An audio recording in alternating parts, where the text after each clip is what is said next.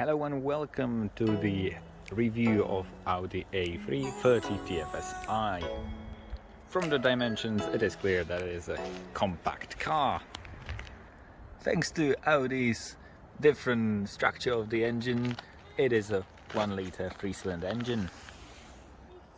Under the bonnet it develops up to 110 horsepower and 200 Newton meters of torque, and in our case it is paired with a front-wheel drive system. However, you can get quattro. It is also paired with a mild hybrid system that is able to pump out additional 12 horsepower. Styling is an individual preference, however I do feel like it is a nice vehicle with smooth lines, yet characteristic for Audi lineup. You won't be super excited about the car, but it won't make you feel sorry for it either. I do think that Audi makes a good compromise between a classic and sporty design.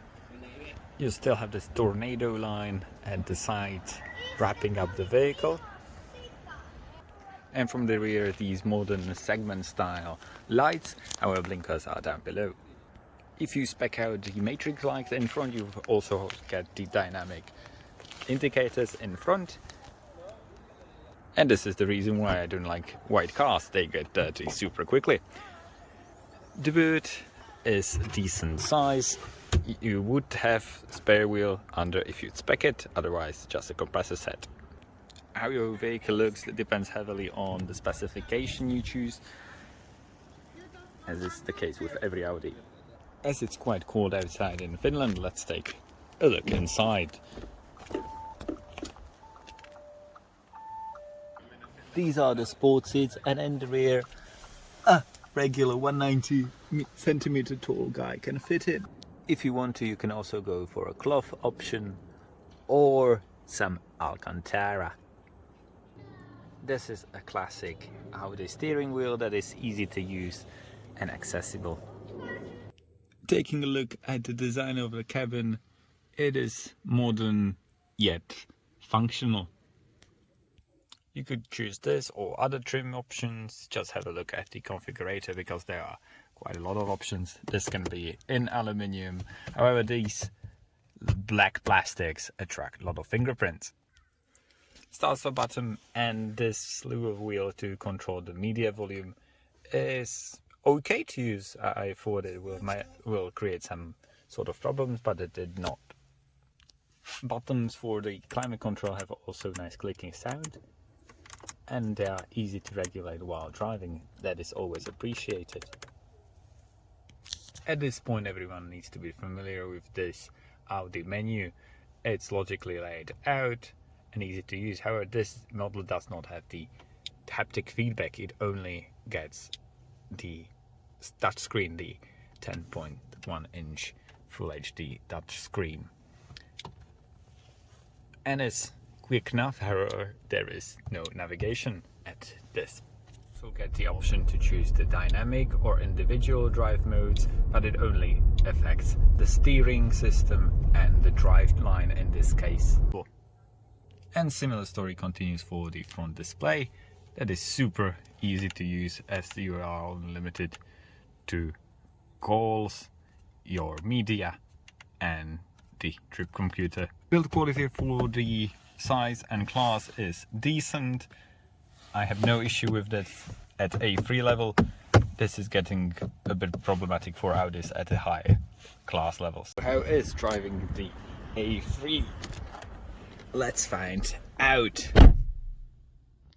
All you have to do is press the start button and then via this small key selector put it into drive.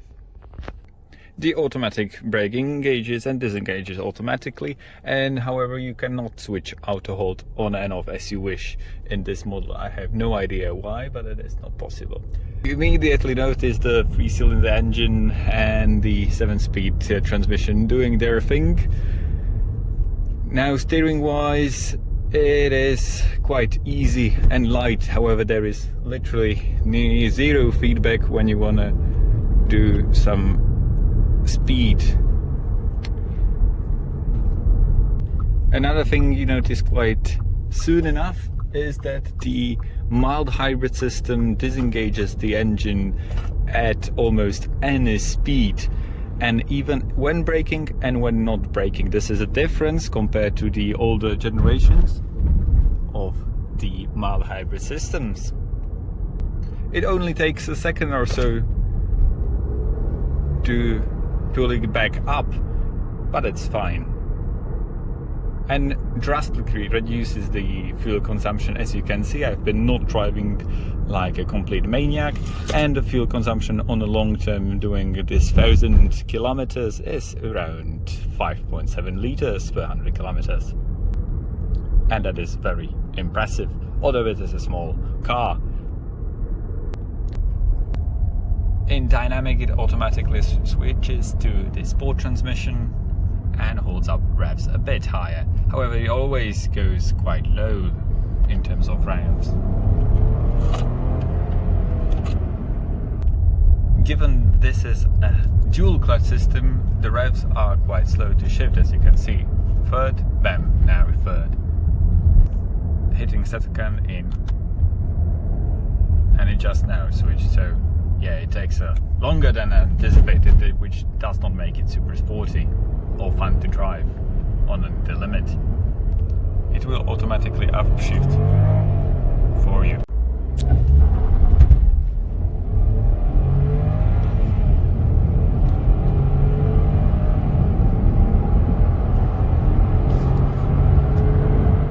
To disengage the mild hybrid system, pressing the start stop button is not enough. You have to press the stabilization control to turn it off, or not to turn it off.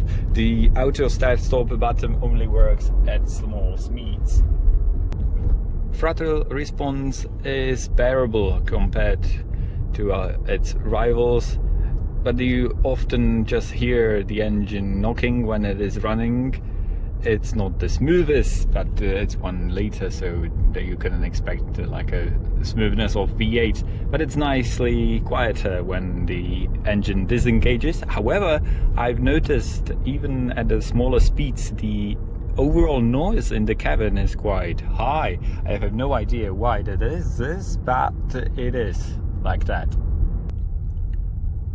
Now, putting the foot down, it takes a long while, but shifts eventually. This car has around 30,000 kilometers on the clock, and you can still hear some rattles here and there, some creaking from the doors and from the underbody at some speeds and over some bumps. But I would say the suspension is tuned more towards comfort. It does not lean much, but it doesn't inspire real confidence into pushing it into corners for drastic speeds. It does not like that. Now accelerating from 40 to 60 is okay when you are on board just as one person. However, when you fill the cabin up with all the luggage and so on, then it becomes a bit of a struggle to really get going. When, as you can see, probably the visibility is decent as well. However, you have to spec, for example, the cameras if you want to back up with more confidence, and 360 cameras are optional as well, of course. Standard lane keeping assist works only at speeds above 70 kilometers an hour, so that is something to bear in mind, and it bumps you from lane to lane. It does not keep you straight. It's just like for emergency, you have to spec that also. It does come standard with a front-ranging radar that only tells you that the distance from the car in front of you is too small on the highway, and nothing else really.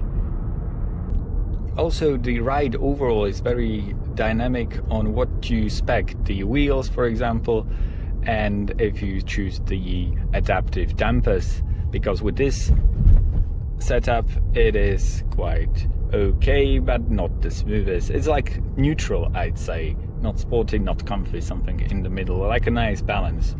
However, the noisiness of the engine and overall from the undercarriage and the aerodynamic sounds are just super high for, I feel, a modern car. Other than that, the interior is nice, also the driving is okay. Steering wheel feels nice, Steering is lighter, like I said. Braking is okay once again. And so is the vehicle. Nothing to be super excited about, but nothing that you would really want to get. If you have any questions about this car or any other vehicle from my reviews, just let me know in the comments down below. I'll answer each one of them. Have a nice day and see you soon. Bye.